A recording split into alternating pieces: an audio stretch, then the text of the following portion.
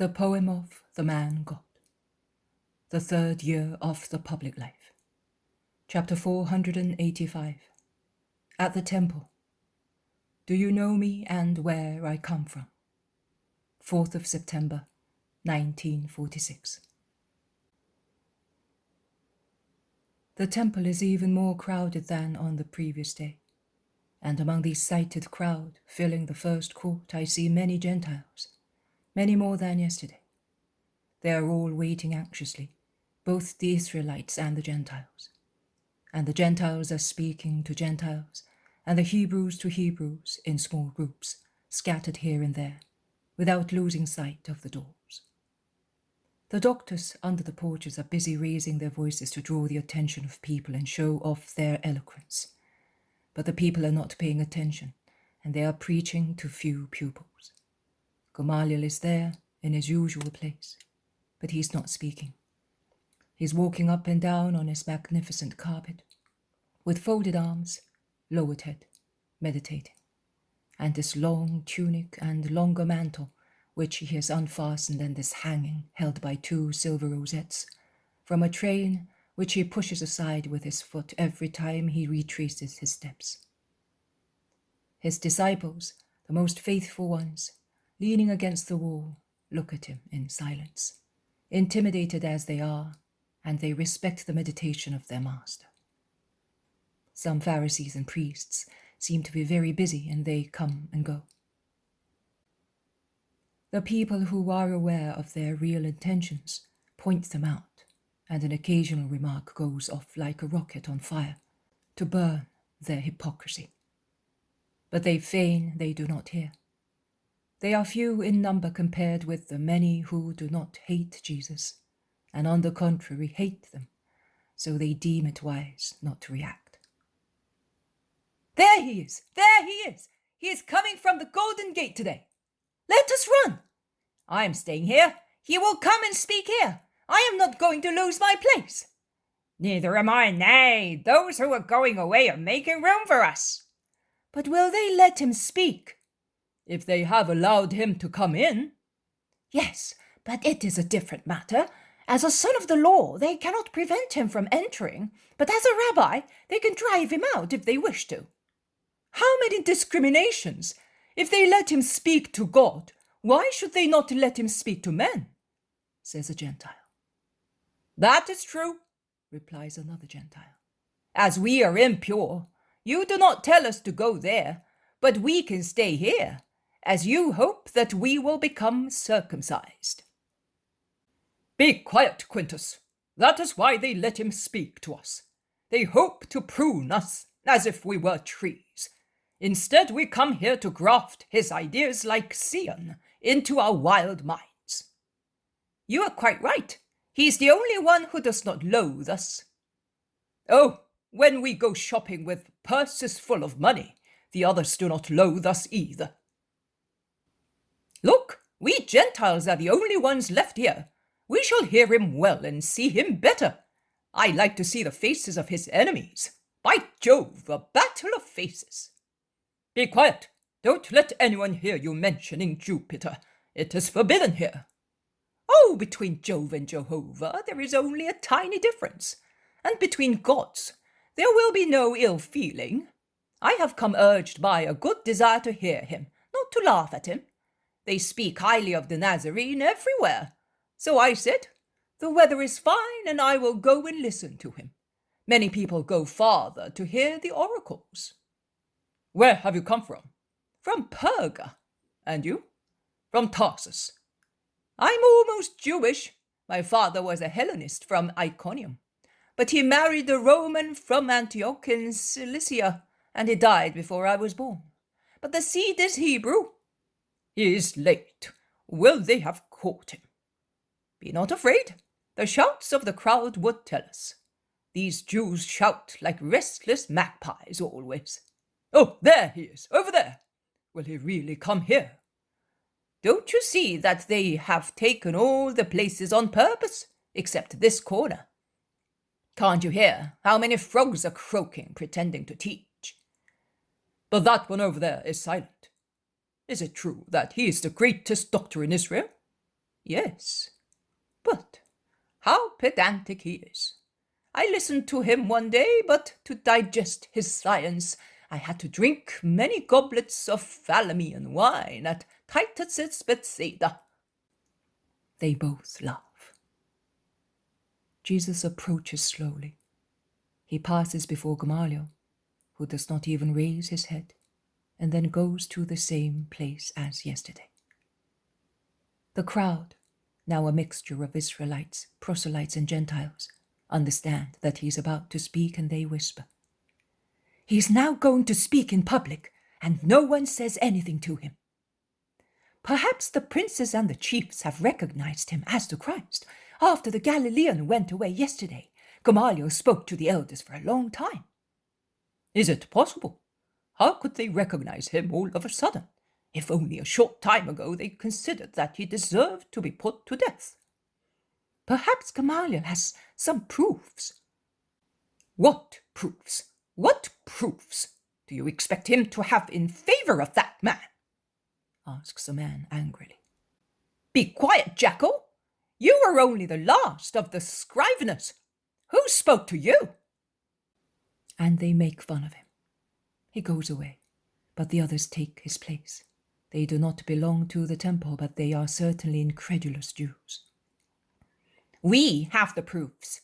We know where he is from. But when the Christ comes, no one will know where he comes from. We will not know his origin, but this one, he's the son of a carpenter of Nazareth, and the whole village can witness against us if we are telling lies.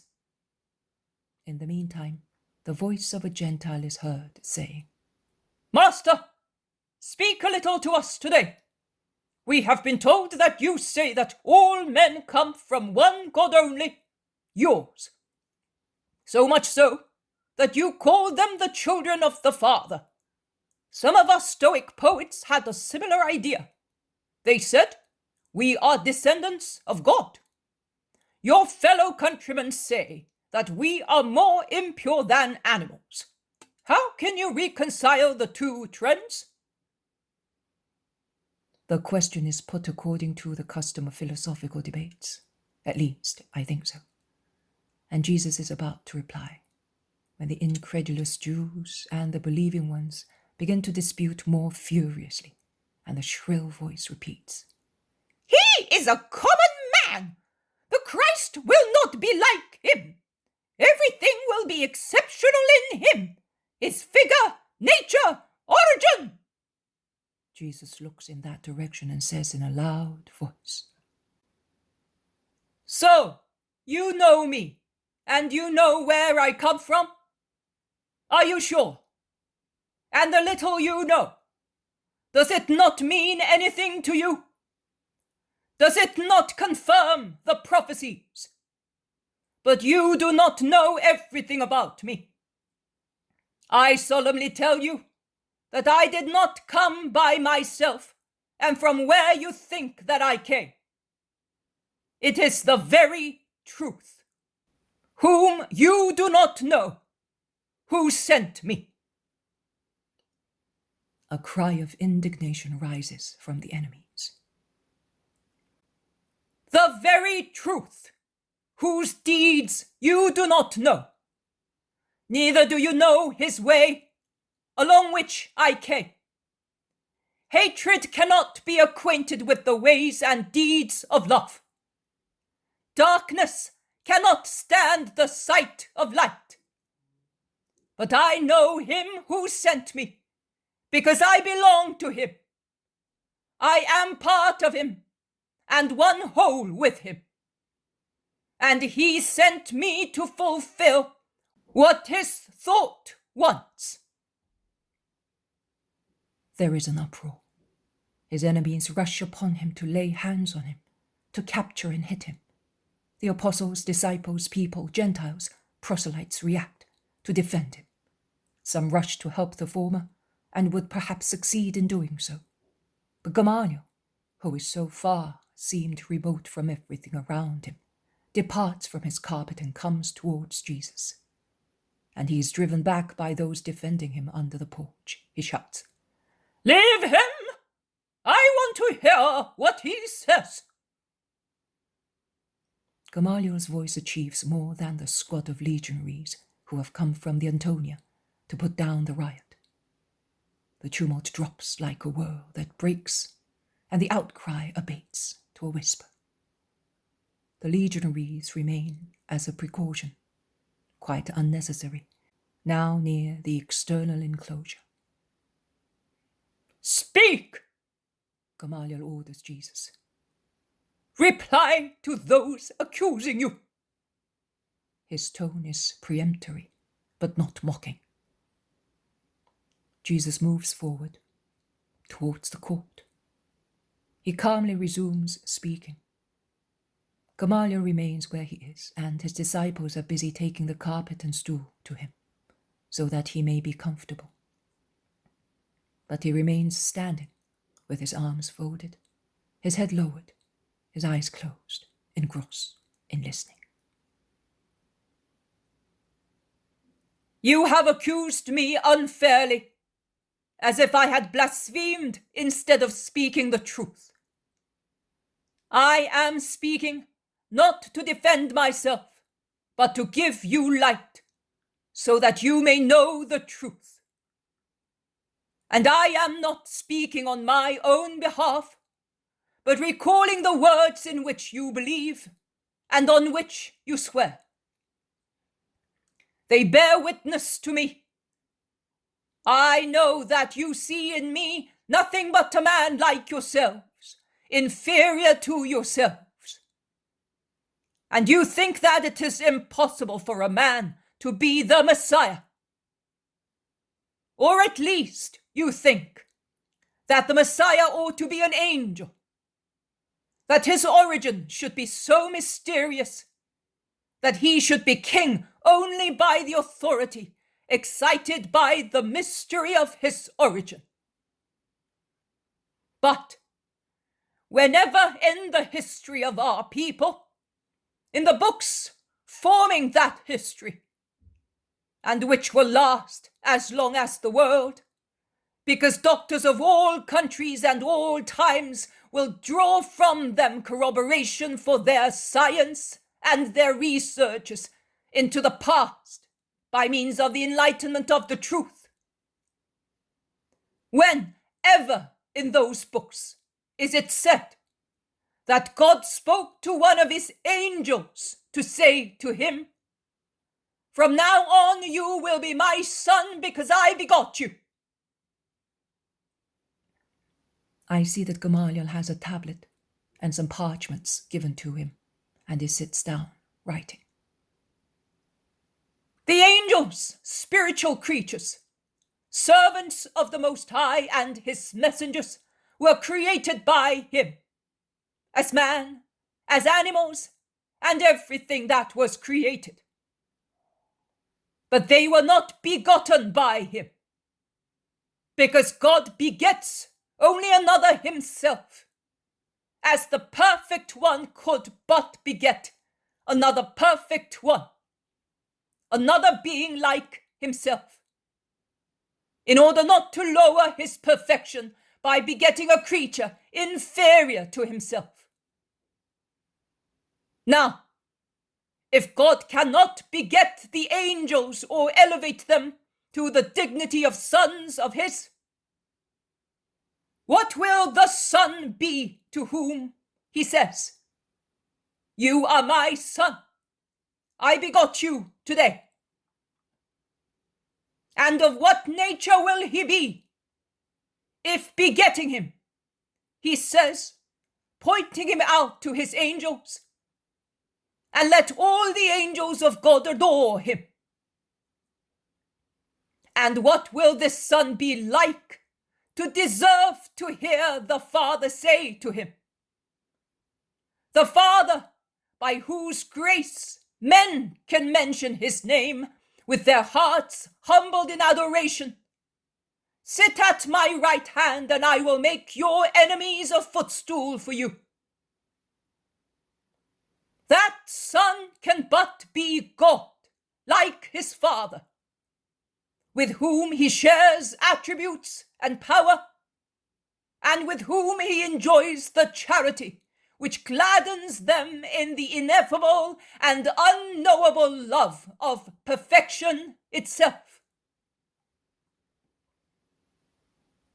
But if God did not find it appropriate to elevate an angel to the rank of son, could he ever have said of a man what he said of him who is now speaking to you here? And many of you who now oppose me were present when he said so. At the ford of Betharaba 2 years ago, you heard him and trembled, because the voice of God is unmistakable, and without his special grace, it crushes those who hear it and shakes their hearts. What is therefore the man who is speaking to you? Is he perhaps one born of human seed and by the will of man like all of you? And could the Most High have placed his spirit to dwell in a body devoid of grace, like those men born of carnal will? And could the Most High be satisfied with the sacrifice of a man to make amends for the great sin? Consider this. He does not choose an angel to be the Messiah and Redeemer. Can he therefore elect a man? And could the Redeemer be only the Son of the Father, without assuming human nature, but with means and power exceeding human limitations? And could the firstborn of the Father have parents, if he is the eternal firstborn? Are your proud thoughts not upset by such questions which rise towards the realm of truth, closer and closer to it, and find a reply only in a humble heart full of faith? Who is to be the Christ? An angel? More than an angel. A man? More than a man. A God? Yes, a God, but joined to human flesh, that it may complete the expiation of the guilty flesh. Everything is to be redeemed through the same matter by which it sinned. So God should have sent an angel to expiate the sins of the fallen angels, to expiate on behalf of Lucifer and his angelic followers. Because as you are aware, Lucifer also sinned. But God did not send an angelic spirit to redeem the angels of darkness. They did not worship the Son of God, and God does not forgive the sin against his word begotten of his love. But God loves man, and he sends the man, the only perfect man, to redeem man and obtain peace with God. And it is according to justice that only a man God may fulfill the redemption of man and appease God. And the Father and the Son loved and understood each other. And the Father said, I want. And the Son said, I want. And then the Son said, give me. And the Father said, take. And the Word was made flesh, the formation of which is mysterious. And this flesh was named Jesus Christ, the Messiah, he who is to redeem men, leading them to the kingdom, defeat the demon, crush slavery. To defeat the demon, an angel could not, cannot accomplish what the Son of Man can do. That is why God does not call angels, but the man to accomplish the great work. Here is the man whose origin you doubt, you deny, or are worried about. Here is the man acceptable to God, the man representing all his brothers, the man like you in appearance, superior to and different from you by origin, begotten not of man but of God, and consecrated to his ministry, is in front of the high altar to be priest and victim for the sins of the world, supreme eternal pontiff, high priest of the order of Melchizedek. Be not afraid. I am not stretching out my hand towards the pontifical tiara. Another crown is awaiting me. Do not worry. I will not take the rationale away from you. Another one is ready for me. Fear only that the sacrifice of the man and the mercy of the Christ be of no avail to you. I have loved you so much. I love you so much that I obtained from the Father to annihilate myself.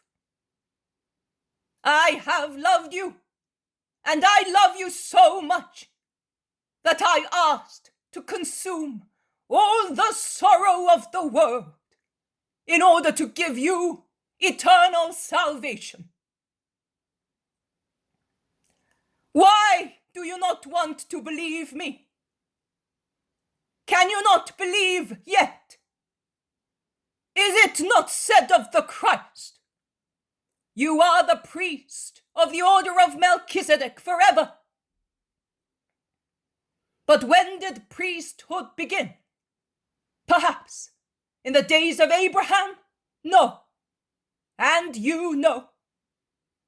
Does the King of justice and peace, who appears to announce me with prophetical figure at the dawn of our people, not warn you that there is a more perfect priesthood coming directly from God, just as Melchizedek, whose origin was never ascertained by anybody, and who is called the priest? And priest he will remain forever. Do you no longer believe inspired words? And if you believe that, why, doctors, can you not give an acceptable explanation of the words which say, and they refer to me, you are priest forever after the order of Melchizedek? There is therefore another priesthood before and beside Aaron's. And it is said of it, you are, not you were, not you will be. You are priest forever.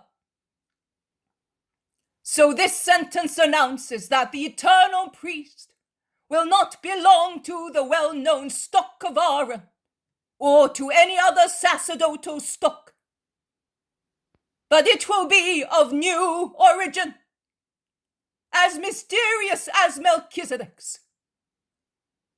It is of such origin, and if the power of God sends it, it means that he wants to renew the priesthood and the rite, so that they may become useful to mankind.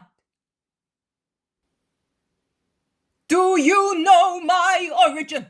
No. Do you know my deeds? No. Do you realize which effects they will produce? No. You know nothing of me. So you can see that also thus I am the Christ, whose origin nature, and mission are not to be known until it pleases God to reveal them to men.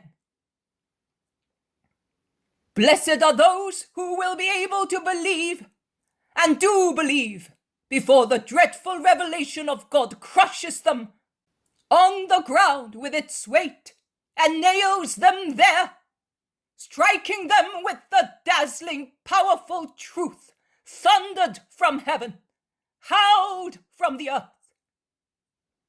He was the Christ of God. You say, he is from Nazareth. Joseph was his father, Mary was his mother. I have no father who begot me as man. I have no mother who gave birth to me as God.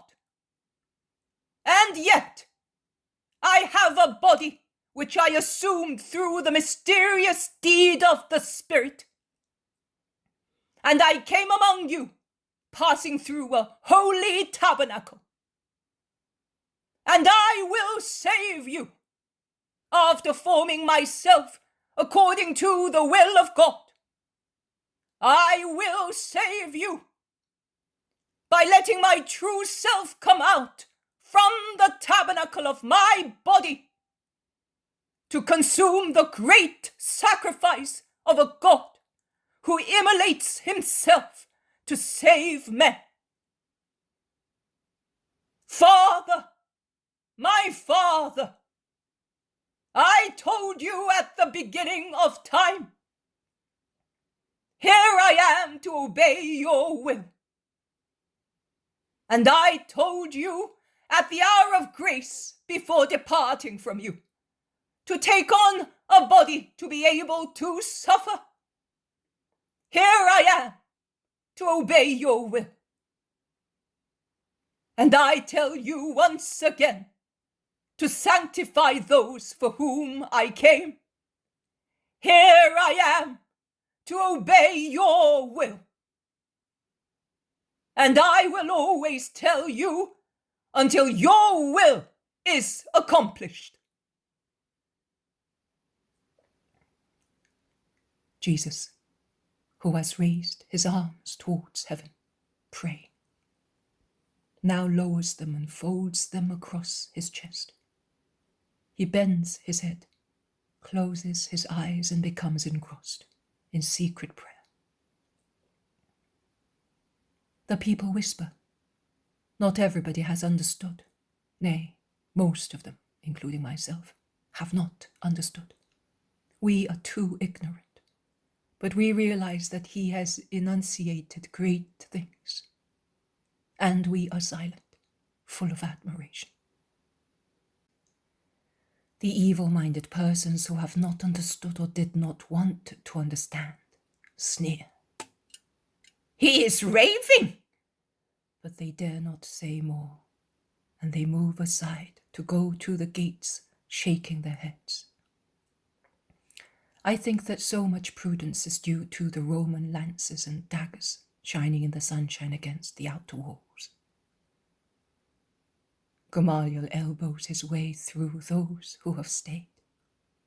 He arrives near Jesus, who is still absorbed in prayer, far from the crowd and the place, and calls him. Rabbi Jesus. What do you want, Rabbi Gamliel? Asks Jesus, looking up, his eyes still absorbed in an internal vision. An explanation from you. Tell me. Go away, all of you, orders Gamliel, and in such a tone that apostles, disciples, followers, curious people, and Gamliel's very disciples move aside quickly. Jesus and Gamliel are alone, facing each other, and they look at each other. Jesus is, as usual, meek and kind. Gamliel unintentionally authoritative and proud-looking. A countenance certainly due to years of exaggerated homage. Master, some words of yours have been related to me.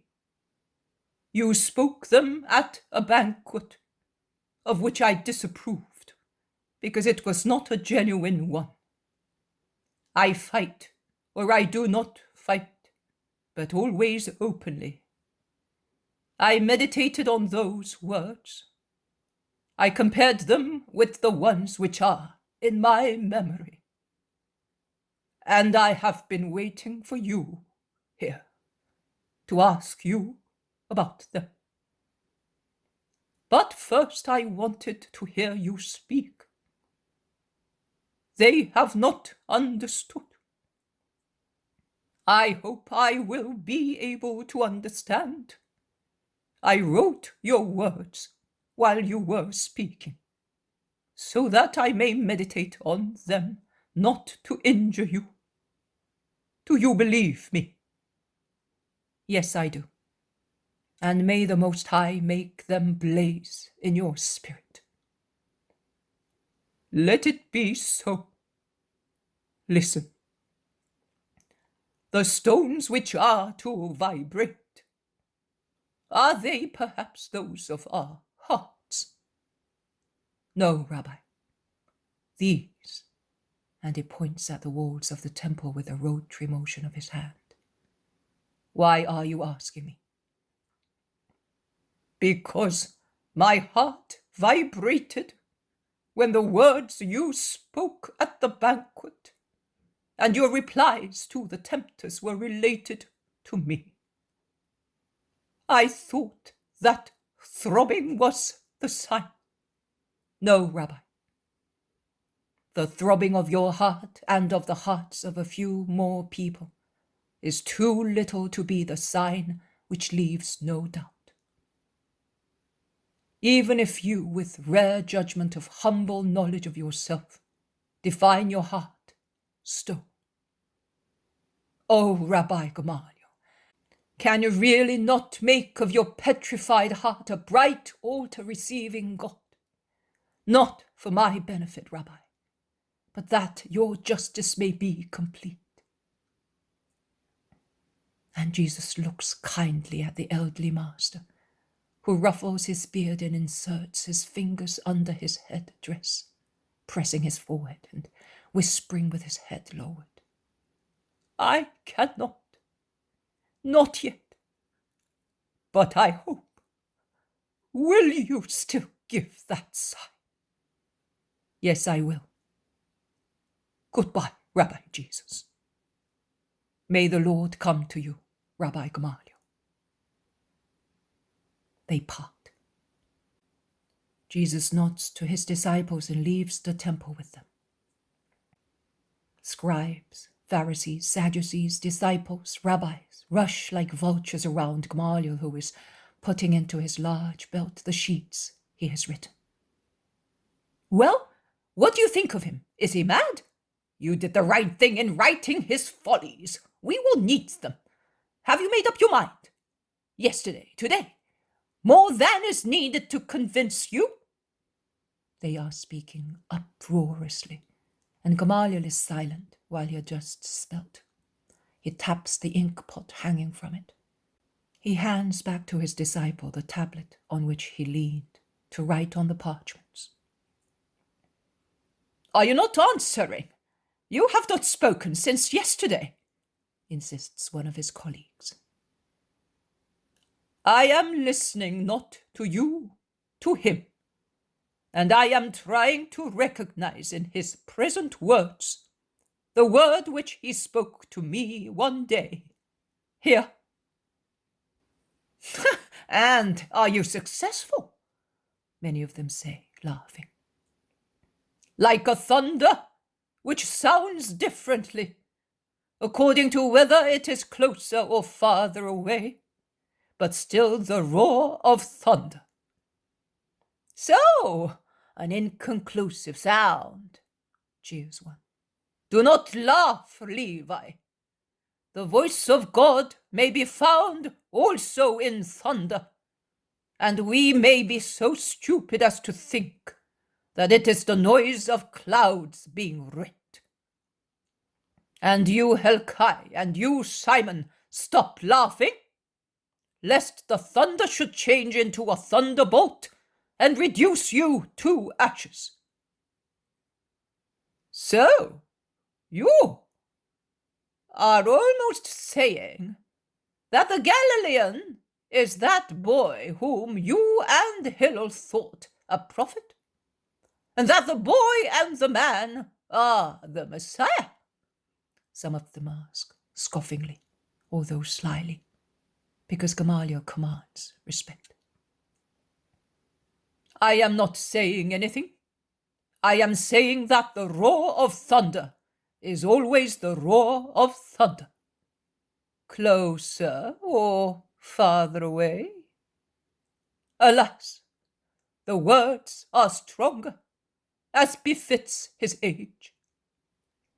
But the 20 years which have gone by have made my intellect 20 times more closed on the treasure which it possesses, and the sound penetrates more weakly. And Gamliel droops his head on his chest, meditating. You are getting old and foolish, Gamliel. You are mistaking phantoms for realities. They all say, laughing. Gamliel shrugs his shoulders scornfully. He gathers his mantle, which was hanging from his shoulders. He envelops himself in it several times, so large it is. He turns his back on everybody, without replying one word, full of contempt in his silence.